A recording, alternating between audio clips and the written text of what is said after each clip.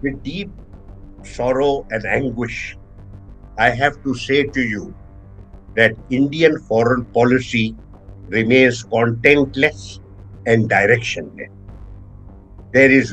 We lurch from event to event as one that has more value in terms of the photo opportunity than in terms of policy or national interest. I have said this several times, always with the deepest sorrow, that India has abdicated all interest and responsibility as far as very important regional and global issues are concerned. And that is where I have to say to you, what an extraordinary scenario. On the one hand, we claim that we have a certain role propelling the interests and concerns of the global south, and yet we provide weaponry to the Israelis as they carry out genocide.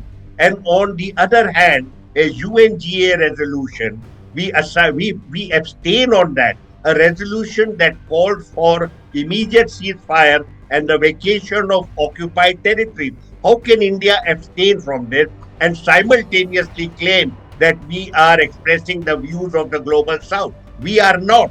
Let us be very clear over here. It is painful for us to note, but India carries no credibility whatsoever as far as the nations of the global south are concerned, and they are looking elsewhere for direction and guidance.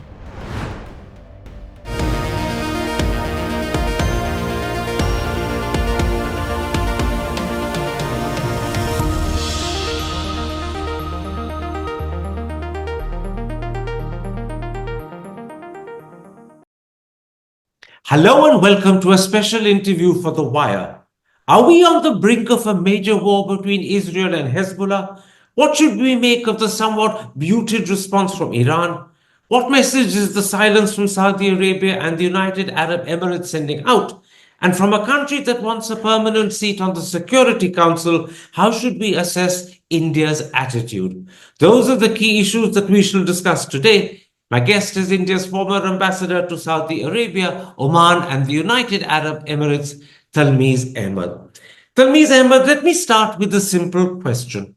After waiting 11 months, why do you believe Israel has chosen this moment to launch a massive assault on Hezbollah? And what do you believe are Israel's intentions?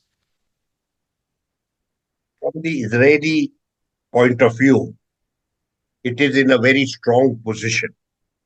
It has carried out mass atrocities in Gaza, killed nearly 42,000 people, injured another 100,000 people. 70% of the casualties are women and children. But the international community has not been able to do anything.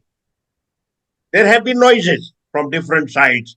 The United Nations General Assembly, United Nations Security Council, the International Court of Justice, but there has been no effective intervention on the part of any aspect of the international community. So Israel has convinced itself that it enjoys total immunity as far as its atrocities are concerned. It has therefore chosen this moment to launch an assault on Hezbollah. Hezbollah has been viewed as a major and serious adversary. It is very highly motivated, very well disciplined, very committed to its mission. This is therefore, from the Israeli point of view, a golden opportunity to annihilate its mortal enemy across the border. Are you saying that Israel's intention is annihilation? That is what they have said. If you remember, their statements are that they want to annihilate Hamas. They have not stated clearly what they want to do with the Hezbollah. I was talking about Hezbollah. What is Israel's intention in launching this assault on Hezbollah now? What is that intention? Hezbollah has to be decimated as a fighting force. It is a serious threat. It is known to have a very major arsenal of drones and missiles. It also has considerable local credibility and support, and therefore, publicly, it has to be annihilated so that it ceases to be a credible fighting force from the Israeli point of view. So the intention is both to decimate and annihilate. Well, I am using these words because these are the words being used in the international writing.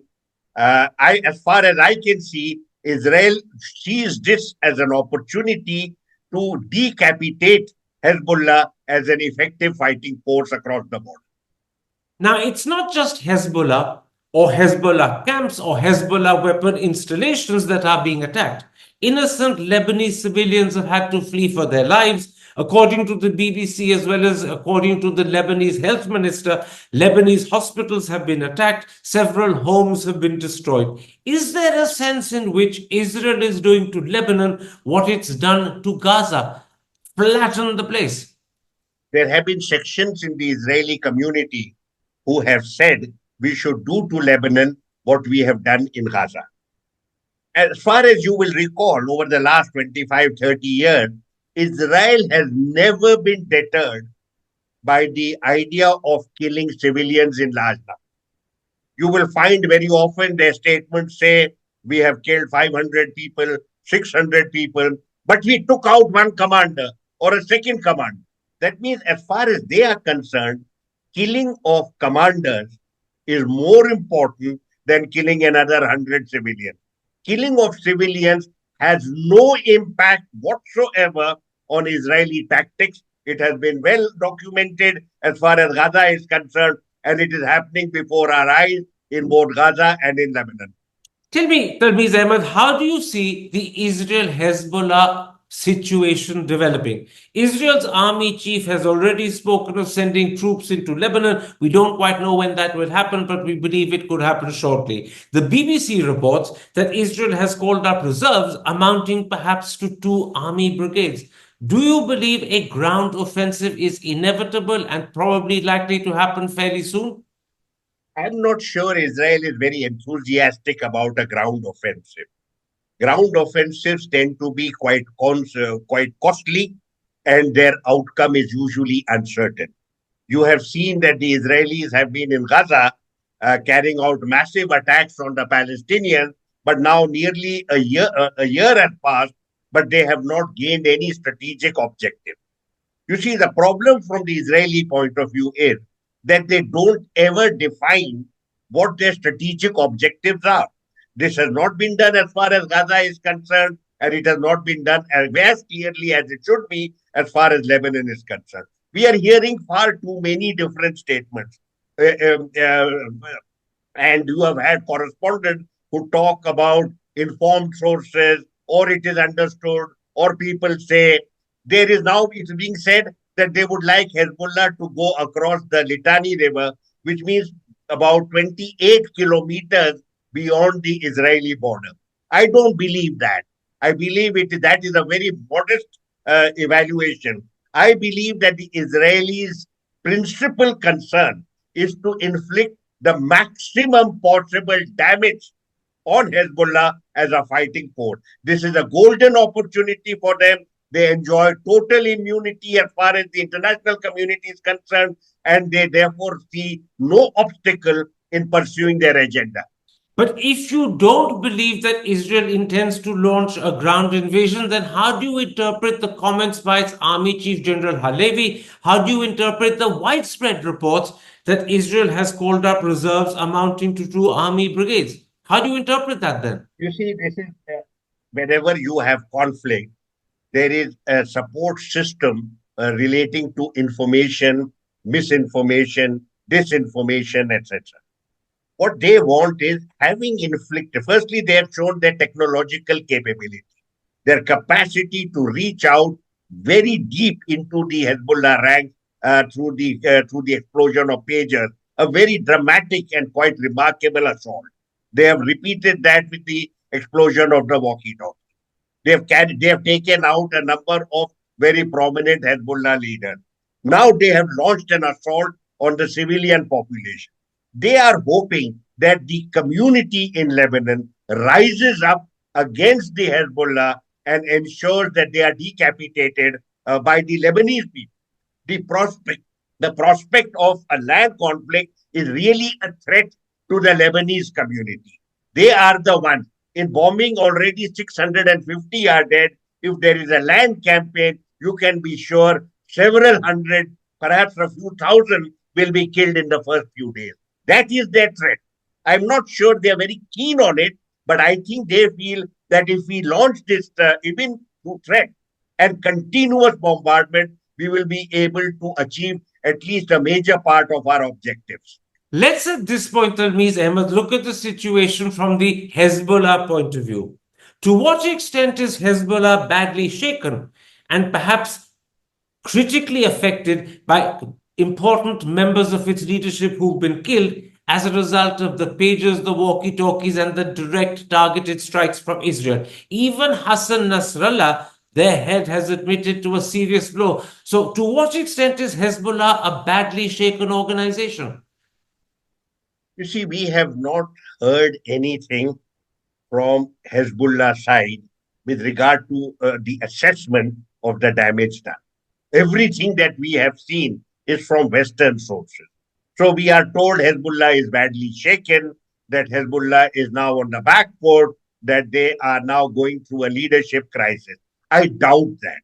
You cannot evaluate Hezbollah, which has been a fighting force for nearly 4 decades, on the basis of evaluations that we would apply to conventional armed forces.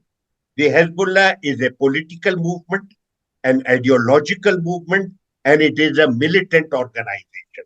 Such assaults on Hezbollah have taken place in the past. Continuously, Syrian senior leaders have been killed, but the movement has never been decimated. It is a highly motivated and highly disciplined movement, and I'm not sure that they have been put on the back foot. I believe they will continue to regroup, and they will continue to be a major threat to Israel.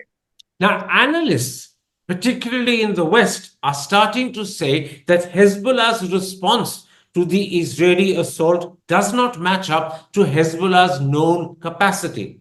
I'm quoting in particular Frank Gardner, the BBC security correspondent who spent a lifetime in the Middle East and knows it very well. He says that Hezbollah is believed to have between 100,000 and 150,000 rockets, drones, and missiles. The Financial Times puts it at 200,000. The BBC reports that 40,000 Houthis and some Iraqi Shia groups are planning to come to Lebanon to assist Hezbollah. So is Hezbollah biding its time and building its strength before it hits back hard? Or has it been so badly weakened by the initial strikes, by the pagers and the walkie-talkies, that it cannot do more than it's doing at the moment? I think the way to approach assessments made by militant groups and movements is to note the fact that they tend to be very cautious. They make a very objective assessment of their capabilities and their interests. They are there for the long run. They are not impulsive. They do not commit mass suicide. They do not fall into the traps that are laid for them by their enemy. Yes, they have been hit hard, but this is not the first time they have been hit hard. They've been hit hard in the past, but they have held their own. Do recall in 2006, earlier in 2000, Israel had sent its troops and suffered very heavy casualties at that time, year 2000. It tried again in 2006. In fact, the assessment of 2006 is that Hezbollah did very well and possibly had been victorious because the Israelis withdrew from all occupied territories in Lebanon. I would say to you, let us pause here.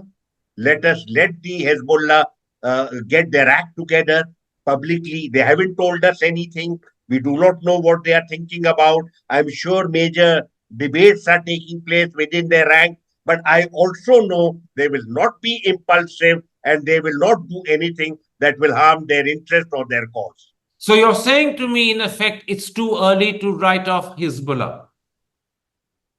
Hezbollah has been around, as I said, for nearly 4 decades. Their concerns are the security of Lebanon. They are a major political and military player in that country. The country is weak, the country is deeply polarized, and it has got a very broken down economy. It has not got its political act together. They are not inherently an aggressive force. In the present scenario, they have come to the assistance of Hamas, and therefore they are seen as a part of the axis of resistance. But their core interest is to safeguard the interest of Lebanon. We will see how it goes. I would say Hang on a that second. Hang on a everything second. is I'm in turn interrupting you today in on this. purpose. I'm interrupting you on purpose. You say that their core interest is to safeguard the security of Lebanon, but actually, Hezbollah is increasingly unpopular with the Lebanese people. The Lebanese people themselves, as you said, could well act against Hezbollah and push them away. They are not popular. So, what sort of relationship do they have with Lebanon? I tend to be very impatient with these so called opinion polls. Most of them are highly motivated and rarely reflect what is actually the thinking of the people concerned. Very often they come from sources that have an agenda of their own. I would recommend that we don't attach too much importance or waste our time on those. Hezbollah is a significant movement in Lebanon. It is a political player in Lebanon. I am sure there are several people who don't like it, but it is a power that is going to be there, and we have to cope with it and accept it as a player in the region. Okay, let's move on. To what extent is Israel's position strengthened by the silence from Amman, Riyadh, and Abu Dhabi? In April, when Iran launched drones, missiles, and rockets at Israel, Jordan, in fact, played a critical role in bringing them down. In fact, the Israeli ambassador to India has told India today on the 25th, that's 2 days ago, that what he calls Israel's Arab partners, it's interesting, he's now calling them Arab partners, are silently on Israel's side. How do you interpret the role played by Saudi Arabia, UAE, Jordan? Every country in West Asia pursues its own national interest, underline national. Just because a country is an Arab country or a Muslim country, it does not automatically mean that they constitute a political or military coalition. They do not. Every country pursues its interests on the basis of what it evaluates as its long term concerns and its long term survival, its long term interest. As far as neither the UAE nor Saudi Arabia is in a position to play a military role in the scenario.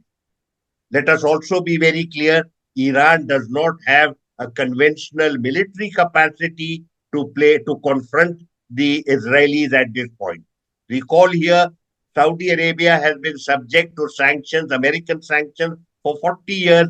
During this period of 4 decades, Israel has been armed to the teeth by the Americans and given state of the art capabilities.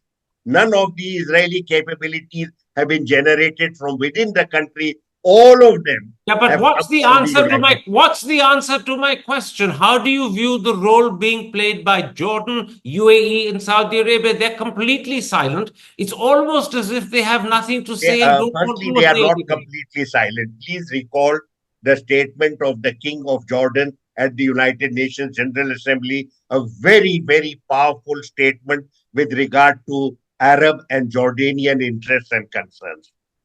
Secondly, But Saudi no Arabia move. But hang on a consistently second. has no. Let me complete But, because but, you but asked there's me a no specific move question. by but there's no move by Jordan, Saudi Arabia, or UAE in any way beyond a general call for a ceasefire to do anything about Israel Hezbollah.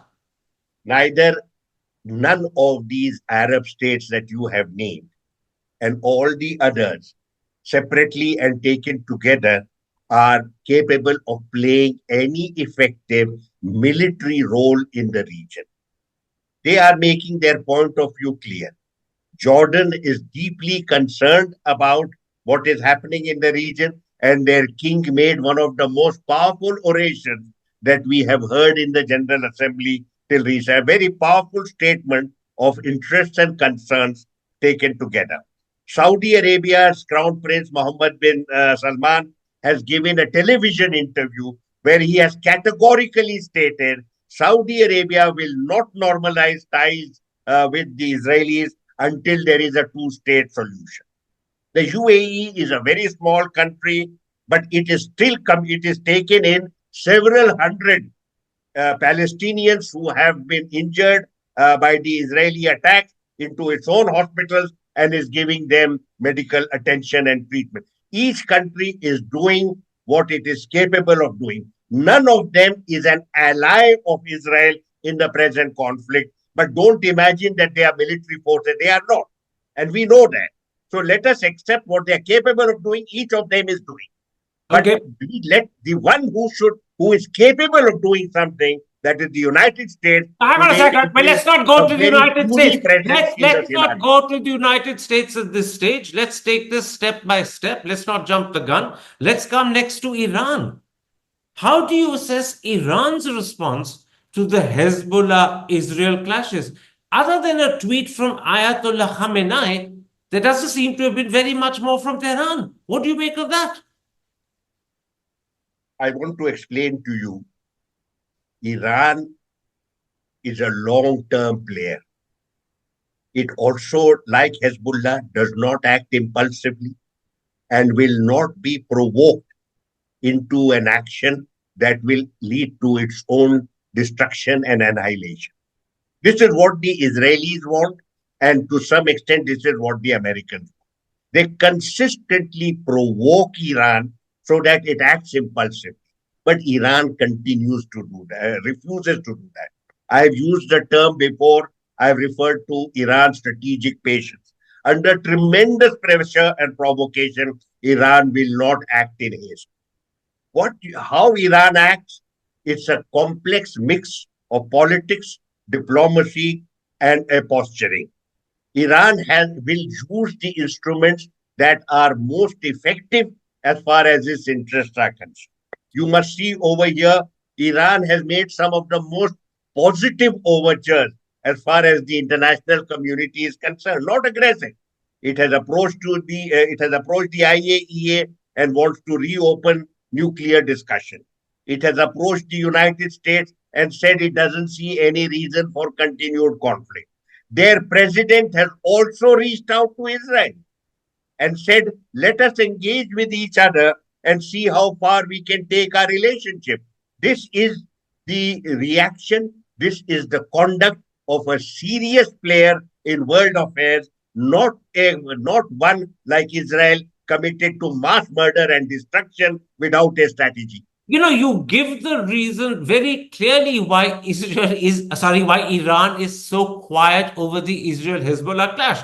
President Pezeshkian has reached out to the West. Iran has reached out to the IAEA. Iran is keen to improve its relationship with the West. President Pezeshkian stands for that. Does that also explain not just the comparative silence over the Israel Hezbollah clash, but the fact that 8 weeks have passed since Ismail Haniyeh was assassinated? Iran at the time promised to retaliate. It's done absolutely nothing. Does this explain it? They want to improve relations. They don't want to bedevil them by acting rashly or impetuously. You keep on mentioning silence. They, these countries are serious players on the regional stage. They don't speak out of turn. They don't do posturing. They don't believe in rhetoric as an end in itself. They think through issues, evaluate issues, and then decide what their action will be. Just because they don't You really strut mean on that? the world stage doesn't mean that they are weak, You does really not mean mean that, that they Talmiz are not Ahmad? You thoughtful. say Iran doesn't posture. Ayatollah Khamenei publicly and repeatedly threatened retaliation when Ismail Haniyeh was killed on Tehran soil. 8 weeks have passed and there's been nothing. Now, that threat to retaliate sounds very much like posturing, not a real intent, just posturing. It is very difficult for outsiders to understand the Iranian political order, its political structure, and its institutions. It is unique. You have the persona of the supreme leader who is the effective authority in the country. It's also its conscience keeper. He is the guardian of the Islamic revolution. He has a unique role to play. He also has to make certain statements that will console his own people who may be frightened or beleaguered. But he is also a very thoughtful person. He's surrounded by very careful, he's surrounded by very intelligent, thought and deep thinking individuals who counsel him. You will never, regardless of what he says to console his people, you will never find him. You will never find him initiating conflict where it might hurt Iran's interest. Okay. At the end of the day, he is cautious, careful, regardless of some of the remarks he makes, which are addressed to his own people. Okay, you're saying he's cautious and careful. At the moment, it sounds as if his threat to retaliate turned out to be just posturing, or maybe he's been crippled by timidity, but let's leave that aside. How do you view the public call made late on Wednesday by the United States and France for a 21-day ceasefire, which Israel has rejected? Israel Katz, the Israeli foreign minister, has said so in so many words, there will be no ceasefire. The prime minister has ordered his army to continue to fight forcefully. So what do you evaluate as the response we're getting from America and France? How do you evaluate this call for a ceasefire, which has been snubbed? Let me share with you my understanding of the big picture in the region. The United States is in terminal decline and looks presently pathetic. It has nurtured a rogue state, Israel, which is not bound by any international norms or rules. It is now on a murder spree. You have certain states in the region that now find that their military incapacity stands exposed, and they are troubled by that. They have certain commitments, but they are not able to back them with force. You have Iran that has been emasculated militarily over 40 years and is therefore has to rely on non-state actors as well as on diplomacy to safeguard its. But what's the answer to my question? So I would say in this scenario, the greatest failure that has been exposed to the international community is the failure of the United States. When you look at the region, at one level, you feel regretful that this powerful force that had stood up against Nazism in 1945 is today a shadow of its I former asked you a specific question. You're giving me a general discourse about America losing into terminal decline. Let me point out, if America's in terminal decline, there are many countries in the world that would wish they were in a similar decline too. But leave that aside. I'm asking you, how do you evaluate the call for a ceasefire issued by France and America and other European countries on Wednesday evening? With deep respect to the United States, with deep respect to the United States, its president has called for the ending of conflict for the last several months and has been publicly snubbed by Prime Minister Netanyahu. He has called for it. He had even announced in May a ceasefire agreement that he called an Israeli initiative, and Prime Minister Netanyahu said there is no such ceasefire deal from my side. Repeatedly, the Israeli Prime Minister has shown that he does not care either for the United States or for the US president. He has also made it clear by going to speak at Congress that he is happy with the support that he enjoys only from the Republican Party. According to media reports, he is desperately hoping for the victory of Donald Trump so that they can have that beautiful marriage of convenience all over again. Therefore, United States today has lost all credibility as a player in the region. Okay. This is a decline and fall of the Americans, and we are witnessing that, and we are witnessing the shaping of history, which is why I gave you the example of the Second World War. How the mighty have fallen right in front of our eyes and today look pathetic to us. Hi, I'm Karan Thapar. Over the last few years, I hope you've been watching my program, The Interview on the Wire. During that period, I've interviewed doctors, politicians, businessmen, scientists, authors, and even the occasional Nobel laureate. For me, it's been exciting. I hope it's been enjoyable for you. But these, as you know, are tough times, and if this program is going to remain bold, independent, and sometimes even defiant, then I think we need your support. At the end of the day, it's a truism, but editorial independence is best defended by the viewers. So if you would like this program to remain the way it is, forthright, outspoken, and interesting, then would you consider supporting us? All you have to do is to click on the description at the bottom. But more than anything else, I hope you will continue to watch the interview. Your viewership means an awful lot to me.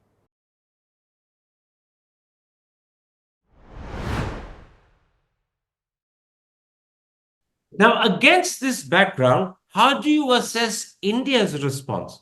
Remember, we're a country that believes we should be a permanent member of the Security Council. We're a country that presents itself to the world as the voice of, if not the leadership of the Global South. Yet we abstained on the General Assembly resolution asking Israel to bring an end to its unlawful presence in the occupied Palestinian territory. Although I will say that the Prime Minister did meet Palestinian President Mahmoud Abbas in New York. So what do you infer from all of this? With deep sorrow and anguish, I have to say to you that Indian foreign policy remains contentless and directionless. We lurch from event to event as one that has more value in terms of the photo opportunity than in terms of policy or national interest. I have said this several times, always with the deepest sorrow, that India has abdicated all interest and responsibility as far as very important regional and global issues are concerned. And that is where I have to say to you, what an extraordinary scenario. On the one hand, we claim that we have a certain role propelling the interests and concerns of the global south, and yet we provide weaponry to the Israelis as they carry out genocide. And on the other hand, a UNGA resolution, we abstain on that, a resolution that calls for immediate ceasefire and the vacation of occupied territory. How can India abstain from this and simultaneously claim that we are expressing the views of the global south? We are not. Let us be very clear over here. It is painful for us to note, but India carries no credibility whatsoever as far as the nations of the global south are concerned, and they are looking elsewhere for direction and guidance. Finally, and this is my last question to you, Talmiz Ahmad, where does the present situation between Israel and Hezbollah leave the war in Gaza? The Israeli ambassador told India today that Israel has militarily done the job. Do you, A, believe that? And secondly, if you do or you accept what he's claiming, does this mean the war has now moved north, away from Gaza to Lebanon, that Israel believes that they've achieved enough in Gaza and they're concentrating on Hezbollah hereafter? Israel initiated the conflict in Gaza in the background of deep national trauma, a sense of shock that its political and military leadership had failed its people. It was led by a prime minister who was struggling to remain in office because the minute he demits office, he is likely to be arrested and jailed. In this background, you have seen 1 year of mass murder carried out with impunity. I have said repeatedly, Israel has no strategy. But where does that 1 year now stand? Is the war in Gaza coming to... The war continues. Every day, mass casualties are reported. They have now reached the pathetic stage of wanting to kill one particular individual so that they can declare victory. There is no victory in this. The victory you have still though they have killed 42,000 people, you still have 2 million people living in Gaza. So you're saying to me, Israel now faces a two-front war, one on the north with Hezbollah, one on the south with Hamas. Let me call this. These are not wars. These are mass killings. wars take place between conventional forces, No, no, but which are whatever the language, equally matched. Israel faces conflict on two fronts. What That's you what you're are saying. seeing today is one of the world's major military forces annihilating a people from the air and from the ground, doing bombings of mass, bombings of communities in hospitals, in schools, in refugee camps. This is not war. This is mass murder. Yeah, The but my same point thing was a is different happening in thing. Lebanon. My point was not necessarily about whether it's war or not. Call it conflict. I don't care what you call it. In fact, what I'm saying is Israel is now, according to you, willing to fight on two fronts. The north versus There, Hezbollah, the south versus Hamas. as far as In other Israel words, is let me just concerned, finish. In other there, words, Israel has widened the conflict deliberately. as far as Israel is concerned, it wants to carry on conflict as long as possible. This is the only language they know. This is the only way forward for them and for their prime minister. That has no interest in the hostages, as you have seen. He wants to continue conflict so that he remains in office and continues to inflict the kind of casualties that we have witnessed today. This is not war, this is genocide. All right, Talmiz Ahmad, thank you very much for the time you spared for me. Thank you very much for sharing your analysis to begin with of Israel Hezbollah and towards the end about Israel Hamas. I'm extremely grateful. Take care. Stay safe. Thank you very much. Hi, I'm Karan Thapar. Over the last few years, I hope you've been watching my program, The Interview on the Wire. During that period, I've interviewed doctors, politicians, businessmen, scientists, authors, and even the occasional Nobel laureate. For me, it's been exciting. I hope it's been enjoyable for you. But these, as you know, are tough times, and if this program is going to remain bold, independent, and sometimes even defiant, then I think we need your support. At the end of the day, it's a truism, but editorial independence is best defended by the viewers. So if you would like this program to remain the way it is, forthright, outspoken, and interesting, then would you consider supporting us? All you have to do is to click on the description at the bottom. But more than anything else, I hope you will continue to watch the interview. Your viewership means an awful lot to me.